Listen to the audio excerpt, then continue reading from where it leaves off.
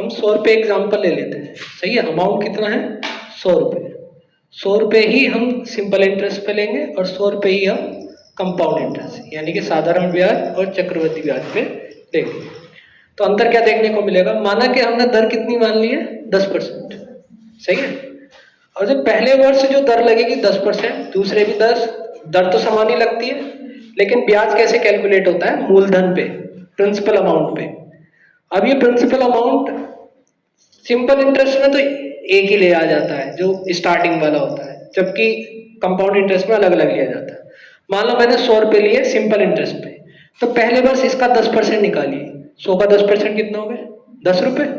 तो पहले वर्ष कितना ब्याज आ गया 10 रुपये। दूसरे वर्ष भी 100 पे ही 10% लगेगा, यानी कि यहाँ पे भी कितने आएंगे 10 रुपये। तीसरे वर्ष भी 100 पे ही लगेगा, यहाँ पे भी कितने आ गए 10 रुपये। चौथे वर्ष भी 10 रुपये। तो आपने देखा होगा टोटल ब्याज कितना बैठ रहा है 40।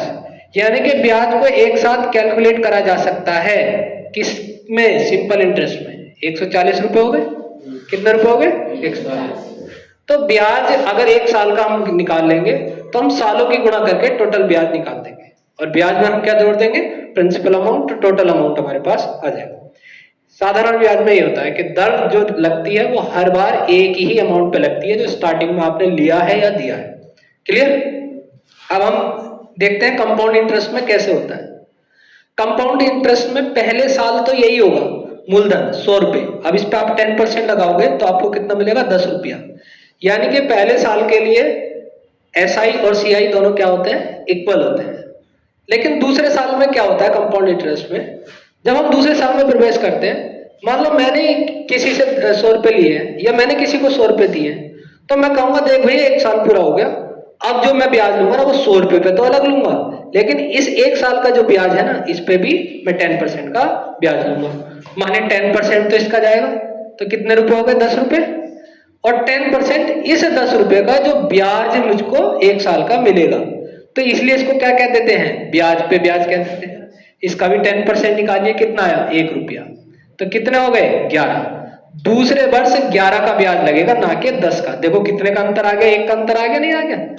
तो पहले वर्ष मुझे 10 रुपए मिलेंगे और दूसरे वर्ष मुझे कितने रुपए मिलेंगे बाबू 11। अब तीसरे वर्ष में प्रवेश करते हैं। जब हम तीसरे वर्ष में प्रवेश करेंगे तो मूलधन ये है, मूलधन का 10% 10 रुपए। अब इसका भी ब्याज लूंगा मैं, कितना 1 रुपया।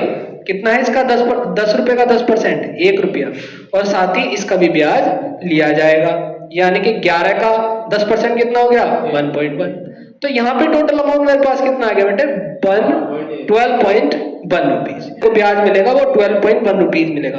अभी तक का टोटल ब्याज कितना हो गया 10 + 11 + 12.1। चौथे वर्ष में क्या होगा ये आप बताओ। चौथे वर्ष में किस किस का ब्याज लगेगा बोलो। पहले 100 का लगेगा, 100 का कितना हो गया 10 रुपए। फिर 10 का लगेगा, 10 का कितना हो गया 1 रुपया।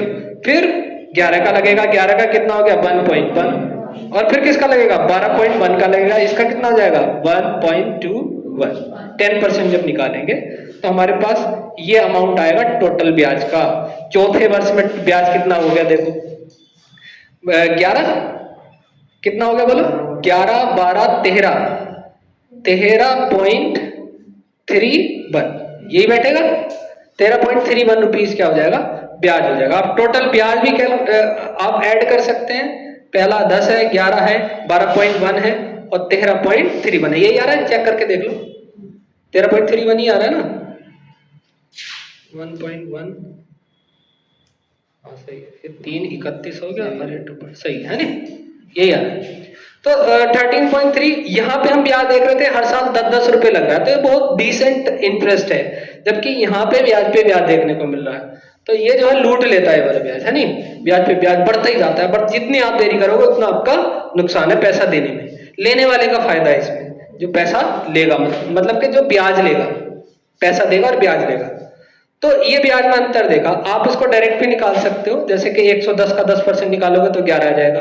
फिर 121 का 10% निकालोगे तो 12.1 आ जाएगा। फिर इसका टोटल का 121 इसका टोटल का 10% निकालोगे तो 13.31 आ जाएगा। ये चक्रवृद्धि ब्याज होता है और ये आपका क्या होता है सिंपल इंटरेस्ट।